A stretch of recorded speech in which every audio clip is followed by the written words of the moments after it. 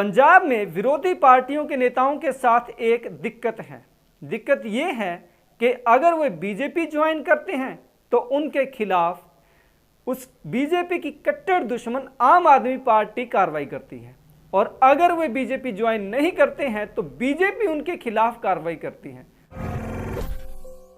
नमस्कार, the information में आपका स्वागत है। मैं मदन खोडेला। सुंदर सी शाम कहें या फिर श्याम सुंदर कहें, अब कोई फर्क नहीं पड़ने वाला है, क्योंकि हवालात की कोठरियों के अंदर ना श्याम सुंदर होती है और ना ही सुंदर सी श्यामें होती है। यानी वहाँ दिन या रात का भी नहीं पता चलता, तो श्याम सुंदर कैसे हो सकती है।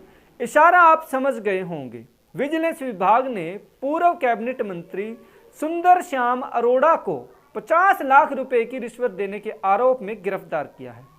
3 दिन का पुलिस रिमांड हासिल करने के बाद में उनसे पूछताछ की जा रही है। आज दूसरा दिन है, कल तीसरा दिन होगा। विजिलेंस विभाग उनके खिलाफ रिमांड को आगे बढ़ाने की मांग भी कर सकता है। सुंदर श्याम अरोड़ा जी पूर्व की कैप्टन अमरिंदर सिंह वाली सरकार में कैबिनेट मंत्री थे, उद्योग विभाग था। अब व्यापारी वर्ग हैं तो व्यापार करना खून में ही था। हालांकि उद्योग लगाने की जिम्मेदारी पंजाब में थी, लेकिन उन्होंने इसमें अपने ही कुनबे को बढ़ाया। कहते हैं कि सैया भय कोतवाल तो डर काहे का। जब तक कैप्टन अमरिंदर सिंह का हाथ सर पर रहा, तब तक श्याम सुंदर अरोड़ा जी को किसने पूछना था। फिर कैप्टन अमरिंदर सिंह को कांग्रेस पार्टी ने साइडलाइन कर दिया, तो बाकी मंत्रियों के साथ ही सुंदर श्याम अरोड़ा को भी इस्तीफा देना पड़ा, और कई मंत्रियों के साथ ही उनके भी दिनों की उल्टी गिनती शुरू हो गई। 2022 का चुनाव आया और वे चुनाव हार गए। इसके बाद में उन्होंने बीजेपी ज्वाइन कर ली। बीजेपी पर भी हम आएंगे, इससे पहले सुंदर श्याम अरोड़ा जी की कुंडली थोड़ी और खंगालते हैं। उनके खिलाफ कांग्रेस के रहते ही जांच शुरू हो गई थी। बताया जाता है कि उन्होंने कैबिनेट मंत्री रहते हुए बड़ी अकूत संपत्ति हासिल की, उसी की जांच चल रही थी।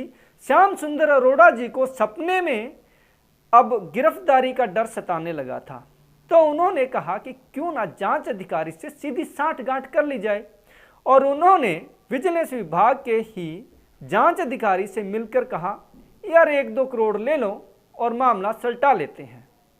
विजिलेंस विभाग ने भी कहा कोई बात नहीं, आप आ जाइए। अरोड़ा जी 50 लाख रुपए लेकर के पहुंच गए, और विजिलेंस ने जो कि पहले से ही जाल बिछाया हुआ था, अरोड़ा साहब को धर लिया। बाकी मामला आपके सामने है। बात यह है, अब प्रश्न सबसे बड़ा यह है कि घपला हुआ कांग्रेस के टाइम में, इसके बाद में ये अरोड़ा साहब आ गए बीजेपी में। अब उनके खिलाफ कार्रवाई हो रही है, तो ना तो बीजेपी के पास जवाब है और ना ही कांग्रेस पार्टी के पास जवाब है, क्योंकि बीजेपी भी पंजाब में एक बड़ी वॉशिंग मशीन लेकर के बैठी है, तथा थोक की संख्या में विरोधी पार्टियों के अधिकारियों को, नेताओं को अच्छी तरह से डिटर्जेंट से धो करके बीजेपी में शामिल कर रही हैं। पर कहते हैं कि कुछ दाग धोए नहीं जा सकते। उनमें से अरोड़ा जी भी एक ऐसे थे जिनके दाग धोए नहीं जा सके, और वो कालांतर में सामने आ गए हैं। इससे पहले कैप्टन अमरिंदर सिंह, सुनील जाखड़, राजकुमार वेरका, बलबीर सिंह सिद्धू, गुरप्रीत सिंह कांगड़, केवल ढिल्लो, अमरजीत सिंह, लंबी लिस्ट है जिनको बीजेपी ने साफ सुथरा कर करके अपनी पार्टी में शामिल किया है। कहावत है कि अगर माँ भी अपने बच्चे को मिट्टी में लेट रहे अपने बच्चे को अगर गोदी में लेती है तो हाथ पैर मुंह धो लेती है, लेकिन बीजेपी इन दिनों ऐसा नहीं कर रही है। लाइट आ गई है, ऐसा नहीं कर रही है, तथा पंजाब में थोक के भाव दूसरी पार्टियों के नेताओं को अपनी पार्टी में मिला रही है, अपना कुनबा बढ़ाने के लिए। ये पहला मौका है जब बीजेपी अकाली दल से अलग राह पर चल रही है, तो उसे अपने जनाधार बढ़ाने के लिए विरोधी पार्टियों के नेताओं को तो लेना पड़ेगा, लेकिन वो इस बात का ख्याल नहीं रख रही है कि कालांतर में उनके ही नेता दूसरी पार्टियों के इन नेताओं पर क्या कुछ आरोप लगाते रहे हैं। सुंदर श्याम अरोड़ा के खिलाफ बीजेपी के ही पूर्व कैबिनेट मंत्री तीक्ष्ण सूद ने भी मोर्चा खोल दिया था जब उनको पार्टी में शामिल करवाया गया था, लेकिन उनकी एक नहीं सुनी गई, क्योंकि बीजेपी ने जोरदार अभियान चलाकर के सभी विरोधी पार्टियों के नेताओं को अपने साथ मिलाने का एक जबरदस्त अभियान चलाया हुआ है, जिसके तहत वो आने वाले लोकसभा तथा विधानसभा में पंजाब में धमाका करना चाहती है। लेकिन वो भूल रही है कि ऐसे में बिना सोचे समझे नेताओं को अपने साथ मिलाकर के कई बार फजीहत भी उठानी पड़ सकती है। इससे पहले भी जो नेताओं को वो मिला चुकी हैं, उनमें कुछ नेताओं पर गंभीर आरोप हैं। आरोप एक ऐसे नेता पर भी है जो शराब फैक्ट्री लगा रहे थे, तब बीजेपी इसका विरोध कर रही थी, लेकिन बीजेपी में आते ही ये नेता पाक साफ हो गए हैं। लंबी लिस्ट है ऐसे नेताओं की जो बीजेपी में शामिल हुए हैं और उनके खिलाफ गंभीर आरोप हैं, लेकिन बीजेपी को इस बात से फर्क नहीं पड़ता है। पंजाब में विरोधी पार्टियों के नेताओं के साथ एक दिक्कत है।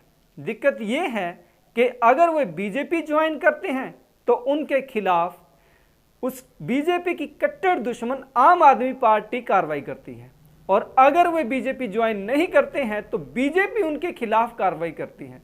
अब नेता जाएं भी तो कहां जाएं। खैर, पंजाब में जब कार्रवाई होती है तो आम आदमी पार्टी इसे क्रांतिकारी कदम बताती है, लेकिन वही कार्रवाई अगर दिल्ली में होती है तो इसको बदले की भावना से कार्रवाई बताती है। इसके लिए एक कहावत है, साडा कुत्ता कुत्ता तुहाडा कुत्ता टोमी। नहीं तो केजरीवाल का बयान सुन लीजिए। नमस्कार।